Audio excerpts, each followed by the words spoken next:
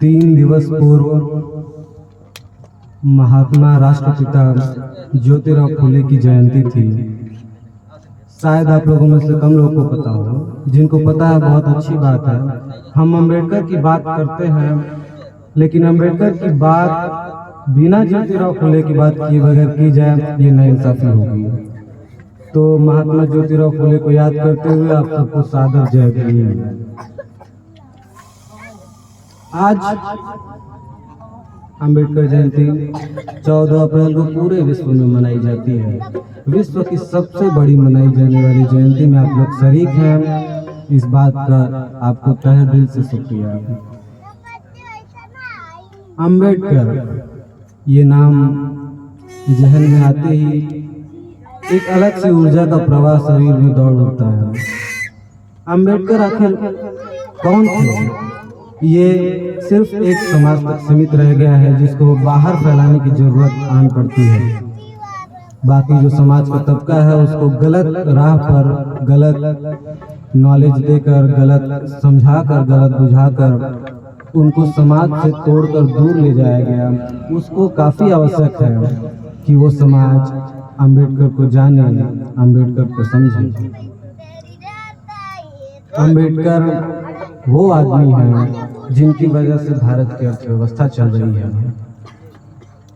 अम्बेडकर वो आदमी है जिनकी वजह से भारत की व्यवस्था चल रही है। अम्बेडकर सिर्फ वो आदमी नहीं जिसने भारत का संविधान गठित किया।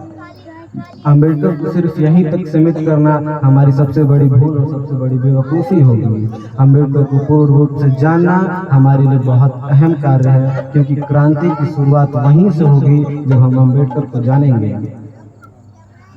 अम्बेडकर वर्तमान भारत के शिल्पकार माने जाते हैं। पढ़ाई की श्रृंखला में एक डिग्री जिसको पीएचडी बोलते हैं, आमतौर पर एक इंसान को एक पीएचडी की डिग्री प्राप्त करने में 27, 28, 30 से 32 साल की उम्र लगती है। बाबा साहेब भीमराव अम्बेडकर के पास एक नहीं, दो नहीं, तीन नहीं, चार पीएचडी की डिग्रियां मौजूद थीं।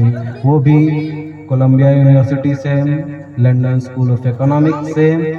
इसको जानना इसलिए भी जरूरी है कि सामने से जो विरोधी हैं, और विरोधी होने चाहिए, विरोधी हैं वो ये तथ्य रखते हैं कि संविधान लिख के कौन सा बड़ा काम कर दिए, तो कोई भी लिख सकता था।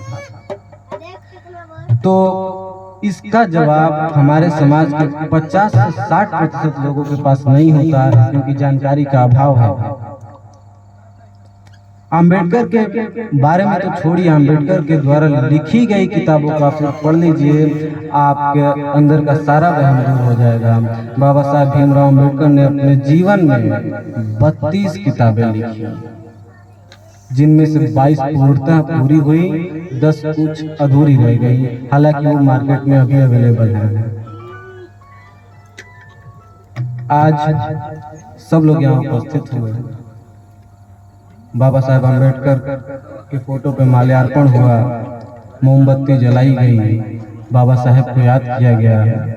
ये एक सराहनीय कार्य है, लेकिन इतने भर से कुछ नहीं होगा। इसके आगे बढ़ना होगा। अगर आप वाकई में बाबा साहेब को अपने दिल में बसाते हैं, वाकई में उनके अनुयायी हैं, तो मेरा आपसे आग्रह है कि आप कल जाइए, बाजार में जाइए और अम्बेडकर जी के द्वारा एक स्पीच जो लाहौर में देने के लिए लिखी गई थी, उसकी एक पुस्तिका, एक किताब आपको मिलेगी, वो घर लाइए।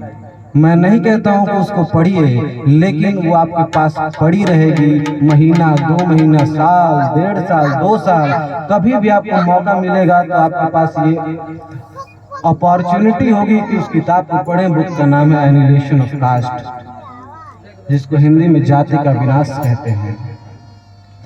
तमाम सवर्ण नेता जो सवर्ण मानसिकता के लोग थे, सभी ने हमेशा जातियों के एक होने की बात कही। अकेले बाबा साहब भीमराव अम्बेडकर थे जो जातियों के विनाश पे उतरे हुए थे। जातियां होनी नहीं चाहिए, जब जातियां नहीं होंगी तो एक करने की बात ही कहाँ। ये काफी हास्यास्पद बात लगती है कि पहले किसी को बिखेर दो और उसके पास कहो कि आप सब हिंदू हैं, सब एक हैं। ये काफी हास्यास्पद बात लगती है, तो इससे बचने की जरूरत है।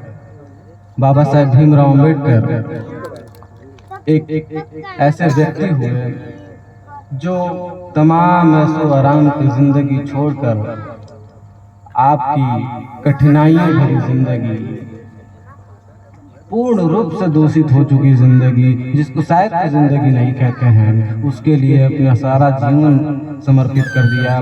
उसके लिए आप बाबा साहब अम्बेडकर का ऋणी हमेशा रहना पड़ेगा। ये आपकी शायद मजबूरी है, क्योंकि अगर बाबा ना होते तो शायद आप इंसान ना होते।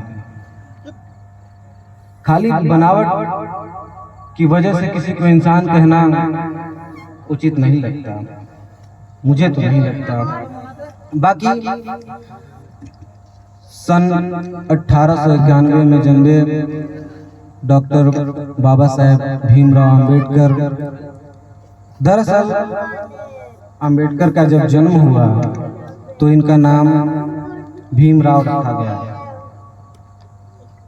भीमराव सतपाल। सतपाल इनके पूर्वजों का सरनेम था जो चला आ रहा था। फिर जहन में सवाल उठता है कि भीमराव सतपाल का भीमराव अम्बेडकर हो जाना, आखिर इसके पीछे क्या वजह रही होगी, क्या कारण रहा होगा। तो इसके लिए सवर्ण मानसिकता की एक सोच,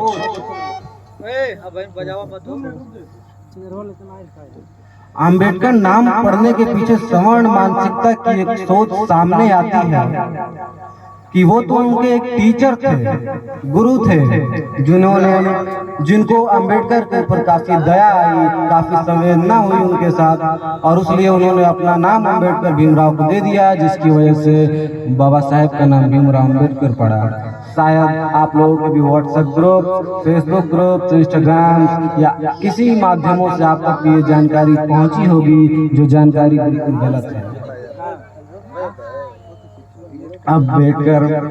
अम्बेडकर नाम का दरअसल कोई टीचर उस स्कूल में था ही नहीं जहां बाबा ने पहली अपनी शिक्षा ग्रहण की थी। अब इनके अम्बेडकर नाम पढ़ने का जो तथ्य मैं आपके सामने रख रहा हूँ, इसको आप गूगल करिए, बुक्स में पढ़िए, जाके